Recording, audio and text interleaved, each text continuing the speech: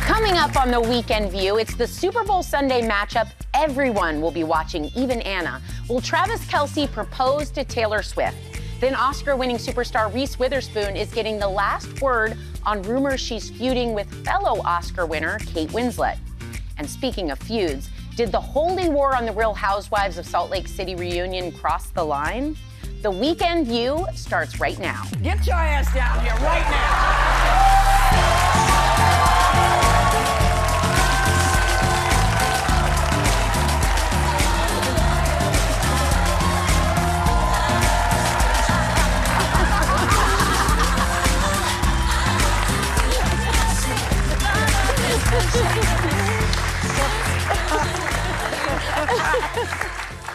Hello and welcome to the Weekend View.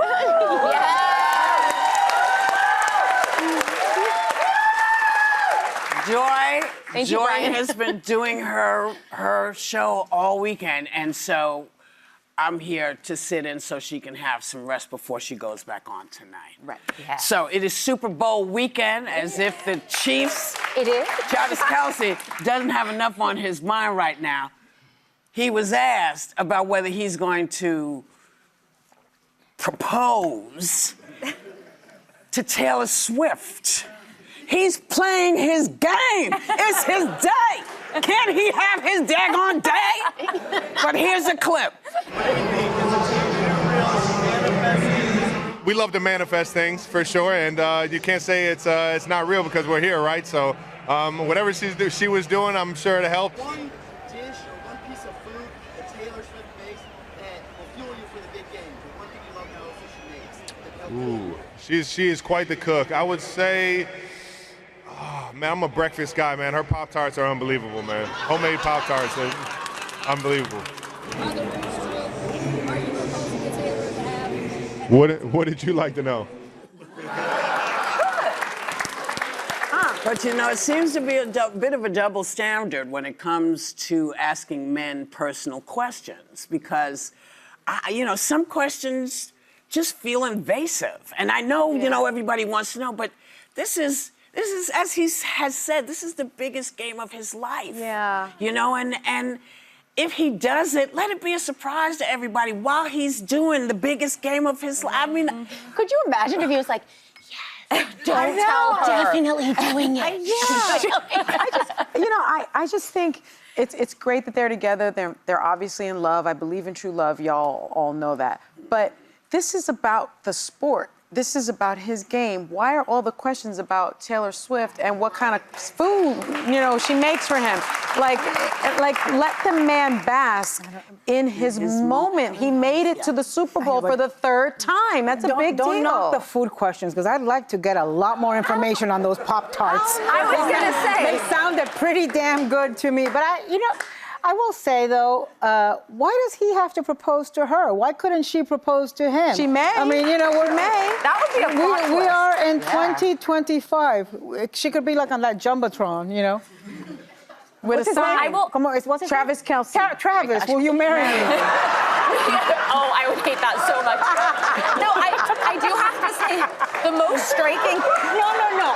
Give me some grace. There's two of them. I give you grace all Okay, but the there's time. two of them. I don't have enough grace for you right now, Jason, Anna. I feel like we're glossing Jason's over the that brother. Taylor Swift makes homemade Pop-Tarts. Who makes homemade Pop-Tarts? That I'm is sorry, if ill. Travis Kelce was your man, you'd be making I some would homemade Pop-Tarts too. Okay, I'm gonna make Justin Griffin some homemade Pop-Tarts. Come on. No, I think that we should retire two questions. When are you getting married and when are you having kids? It's up to the couple. There's two people who make those decisions and decide, and just let it be organic. Super Bowl Sunday. It's so But I gotta private. say, this guy's media trained. Like, he does not he's miss a very beat good. when asked a Yeah, dicey no. question. He always has a good groove on his Look at that. face. It's Yeah. very good. You know what? That's his mama, who makes chocolate chip cookies.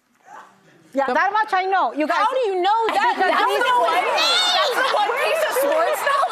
Because these things bombard me on Where did you social hear media. that? We don't know who's in the Super She has Bowl, got she's got a like a famous. Am I right about this, Nikki? Thank you. She's got a famous chocolate chip cookie recipe. Travis Kelce's mother? Yes. There you go. She's blonde, right? She's a blonde lady. Mrs. Kelce, could you send us some of your Yeah, cookies? I would like Yeah, that. come hang out, Mrs. Please. I mean, we'll pay for them, but. Yes, Brian. I'm just curious because I think the idea is that he might, and like after winning the game, have a big moment and not propose. doing that. But why? But what is you know? Why would he do He that? gets to go to If Disney World. Yes, Yeah. that's what he's doing. Maybe he'll do it at Disney World. But what I was going to ask you guys is, because I honestly don't know, do you guys find is it romantic and great when people do a proposal at a football game and it's I'll on be the back. big screen? Oh my God, Brian. And like that, we lost Whoopi Goldberg. I don't know. It feels kind of like it Is should it cheesy? be a personal. Well, have you moment. seen that one But I viral don't one, though, know. where the guy's asking the girl and she's dancing up on the Jumbotron and they're like, wait for it, and she looks over and he's proposing. I think not for two celebrities that can't get away from cameras. Right. That's different. If you have a regular life and someone does that, I think some of those stories are so fun to watch. I think where there's so much of their lives that are in the public, and I'm a consumer who does love them both and wants to know that they should get to have that privately, unless what they want is some big, oh my gosh, I won, woo moment. I just feel that's a lot. So here's another one. Oscar winner Reese Witherspoon kicked the online rumor mill into high gear when she shared this story with Will Ferrell. Take a look. It literally haunts me. So this friend of mine, who I didn't really know that well, but she was a very serious, proper actress, and she asked me to give her an award. But I had never been to this award ceremony, so I thought it was like a roast. So I got up and I roasted her. But that was not the tone. No. Oh, boy. The tone was British. Elegant. Elegant. Serious. Classy. And I Yes. was like, remember the time we got laser hair removal? I'm kidding. I'm still embarrassed about it. My word. We're not friends anymore. I'm not even kidding. We're Except not friends anymore. But that's not.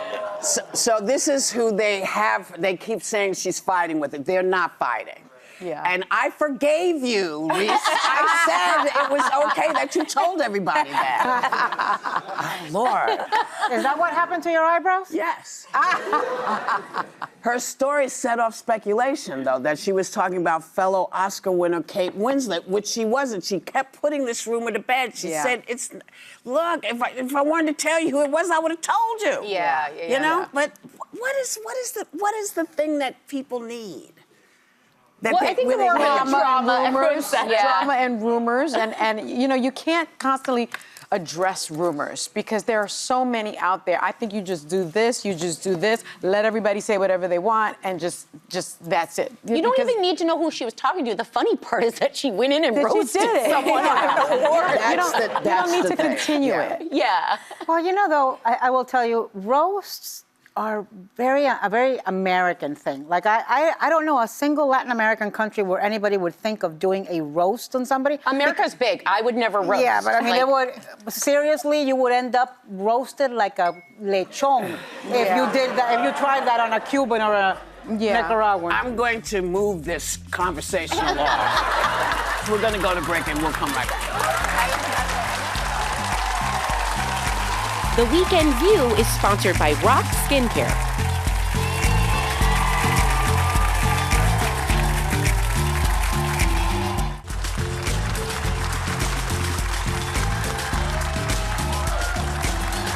Welcome back to the Weekend View.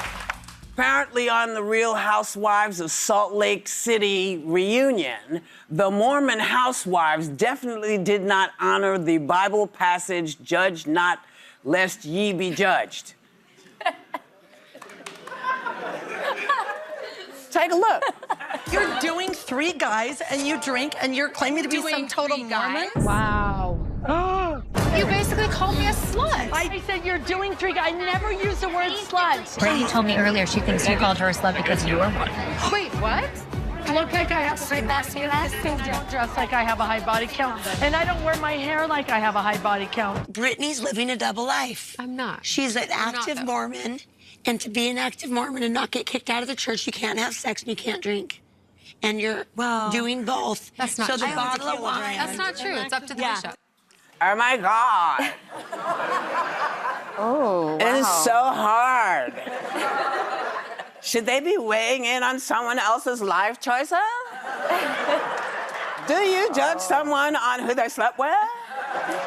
Or how much they drink. Definitely not how much they drink. No, that's not fair. No, but the other thing is I feel like there was a time when we need to retire slut shaming in general because what it was a double standard of how women and men approach sex. And although I am a good Christian girl, I did drink and had premarital sex. And I do believe that when it I do believe that when it comes to sex and the sexuality and our power, like women can make that what they want. It's only, like we need to stop. It's slut shaming is women on women usually, and we gotta be done with it. Not to claim that the show is more elevated than it may appear, but what I do find fascinating go ahead and claim about that it's more elevated than it appears. About Salt Lake City is they're navigating the Mormon faith, and some came from a very, very religious, strict background. Which drove them to drinking and sex. But they were also, some of them were rejected from their faith in a community that was really strict, and others lived a more sort of casual, modern version of it. And I actually think there's something relatable about it to people of faith, where people approach things a little bit differently, and what might be right for one person and their interpretation of this is how I live my faith might be very different for somebody else. I'm telling you, there are layers to Real Housewives. Yeah, I was, I grew up the good Catholic girl. You know what they say about good Catholic girls. But what I will say, I didn't like. What was that Billy Joel song? I grew up the good Catholic girl. I grew up the bad Catholic girl. Yeah. I was not. I was the good one, but I didn't like that they were saying, you'll get thrown out of the church and outing her like that, like questioning her faith and sort of calling her a liar. I didn't like the judging that was going on. Well, the only person you have to have a relationship with is God, which is why when you go to church and it's institutionalized in the Bible, people pass laws as if everyone has to. This is a Real Housewives show. Listen, okay, first of all, if you're on a reality show, this is not a scripted show, this is not a news show, it's a reality show. But that was mean. Okay, that was ugly. They're very mean. That's what they do for a living.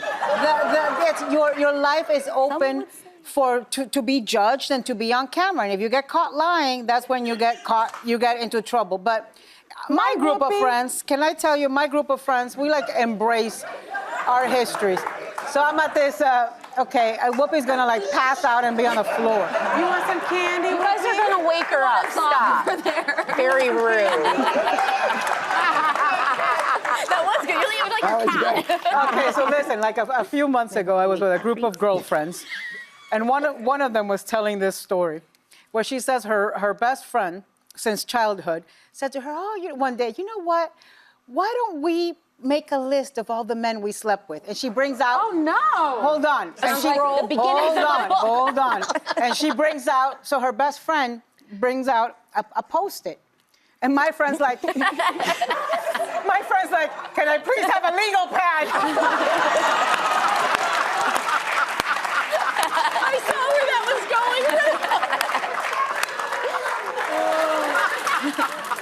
going. Did you know that people are socializing much less than they used to? And it's contributing to a loneliness epidemic in this country? Yeah. So an article in The Atlantic offered a simple solution to Americans.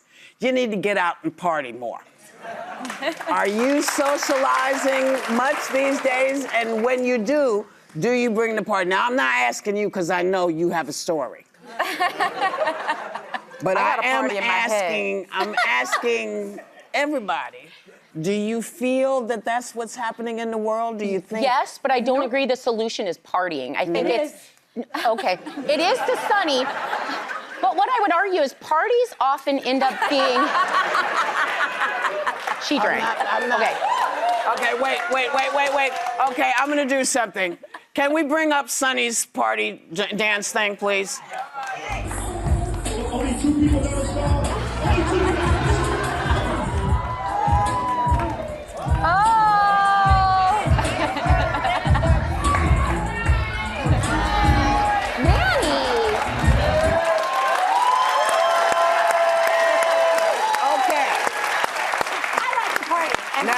Now sit down.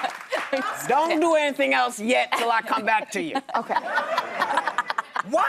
What I was saying was that parties, it's like weddings. There's not a lot of quality, it's all quantity. A lot of people in rooms, it's small talk and it's quick. You have to have the party in your head. Okay. But what you also need is, I'd rather meet with a handful of friends and have real... No. I actually agree with this. That is actually real connection. That's when you have... That's dinner. That's why I said I don't want parties. Exactly. I would love a book club with real conversation. I partied enough in my 20s. Well, and a party doesn't solve the loneliness. Yeah. Connection solves the loneliness. You can connect through dancing and Thank you. No, you don't want to do that. No. You don't want to do that. I'm saying You're teasing. you can connect with a group of people Yes. at a party and do a line dance. Yes. That's How connection many and girls it's in fun. my 20s I met in a bar bathroom and I was like, we're gonna be best friends. Those did not become my best friends. It's the ones that you spend time quality They talking became my about real best friends. things. You would be the bathroom best friend. I gotta tell you, I may have a lot of health issues in my life, but lack of partying is not one of them. Yeah, same. I'll just put it this way. In fact, I Y'all partied think too you much know last how to night and I'm party. about to die already. You think you know how to party. Party, party. I'm just Okay, saying. tell us about Party your party. No, here. I'm not telling you. I'm just telling you, you think you know how to party. We'll be right back. I knew that was coming.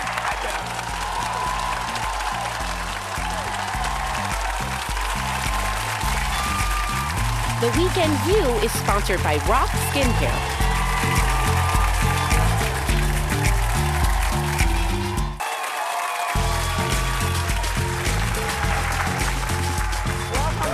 Apparently, Sonny sat down with the brain. I'm sorry, with Brian on the Behind the Table podcast. I thought it said the brain.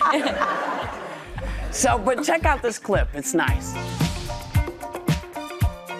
Last night were the Grammy Awards. Yes. You are someone who cares about music and more than that cares about fashion. Yeah, more than that. What were your favorite moments? I still say it was Beyonce because I truly do believe she was snubbed at the CMAs. And she has talked about not being treated well when she was there with the chicks. And feeling like an outsider. And I know what it is to feel excluded.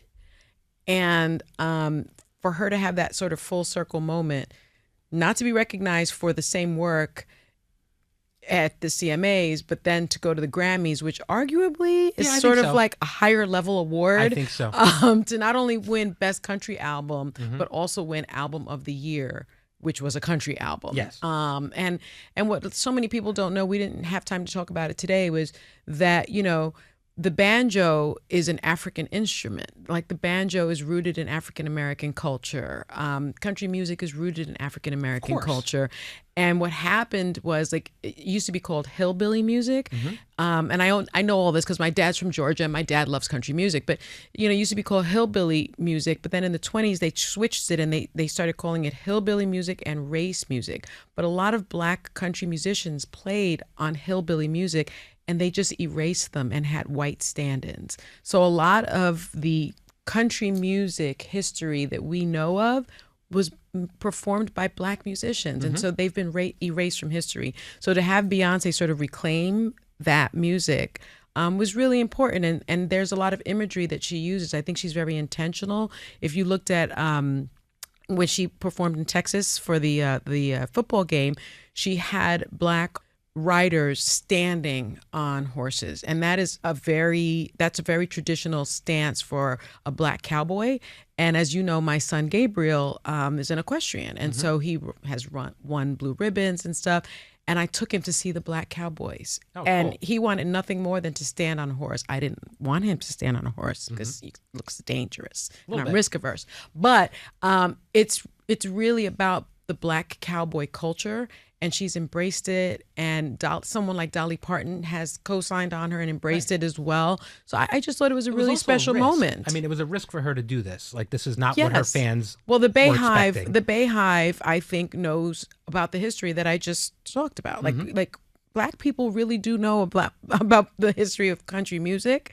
You know, I mean, and even yacht rock. Like, I listen to yacht rock. I enjoy some yacht rock. Because it's Black music, really, right? Sure. And so I thought it was a very, very special moment. For me, that was the most special. Of course, Kendrick Lamar and you know, They Not Like Us. My kids were going crazy over it.